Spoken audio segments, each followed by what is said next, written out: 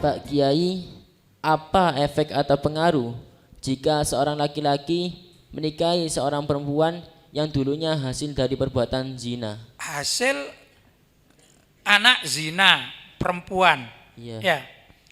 Bisa anak zina, bisa juga wanita diperkosa. Nah ini ya.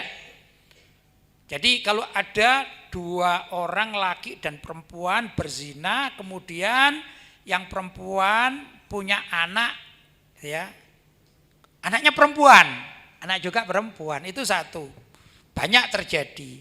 Yang kedua, ada wanita baik-baik dipaksa atau diperkosa, ya, kemudian dia hamil dan punya anak, anaknya perempuan juga.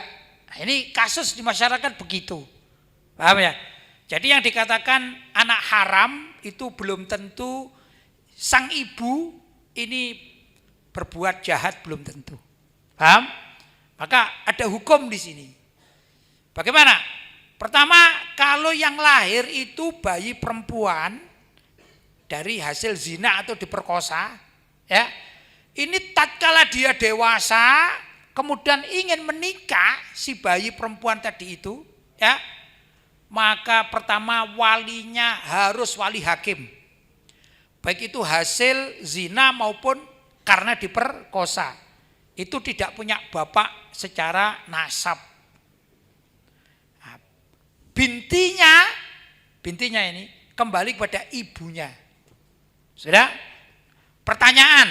Jadi, bolehkah kita sebagai orang laki-laki muslim menikah dengan wanita yang nasibnya seperti tadi itu, ya, yang tidak punya ayah nasab?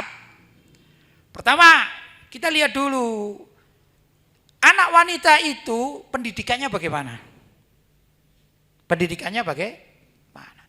Banyak loh anak-anak hasil zina atau diperkosa tadi itu yang pada akhirnya karena ibunya sadar, tobat, keluarganya juga, kemudian dipondokkan, bahkan dia menjadi hafidhoh. Boleh terjadi dan banyak itu. Maka karena lingkungannya baik, boleh saja dan halal, tetap halal menikah dengan wanita hasil zina maupun hasil karena diperkosa. Paham? Boleh, tidak apa-apa, asalkan pergaulan si anak ini baik dan menjadi wanita yang solihah. Begitu, ya.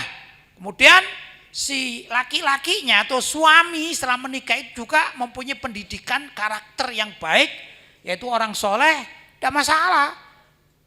Apalagi misalnya yang lakinya ini seorang guru agama yang bisa membimbing, tidak apa-apa. Begitu ya. Tapi kalau bayi hasil zina atau diperkosa tadi itu kemudian tumbuh dewasa dalam keadaan tidak terdidik secara agama, ya, dia tidak terdidik, maka sebaiknya kita sebagai orang-orang yang baik, ya, memilih istri atau calon istri yang lainnya saja, yang pendidikannya baik. Karena kalau tidak, maka ada pengaruh dalam anak cucu kita ini ada pengaruh juga. Tapi kalau si wanita itu sudah menjadi wanita solihah, mungkin ustazah, kan mungkin terjadi kan? Ya, tidak masalah gitu. Asalkan tidak diungkap ke masyarakat, tidak perlu diungkap ke anak cucu gitu ya. Dan laki-laki itu kan boleh menikah lebih dari satu. Mungkin saja terjadi seorang kiai sudah punya istri, kemudian ada melihat seorang wanita yang hasil zina tadi itu, tapi wanitanya ini solihah, hafidhoh. Sang kiai itu kasihan karena nggak ada yang mau, nggak laku, ya dinikahi sebagai istri kedua. Boleh apa enggak boleh? Boleh menurut syariat. Baik apa enggak baik? Baik menurut syariat, enggak apa-apa gitu. Namanya menolong, ya, nasibnya si wanita tersebut. Jadi kasusnya enggak bisa disamaratakan. Paham ya?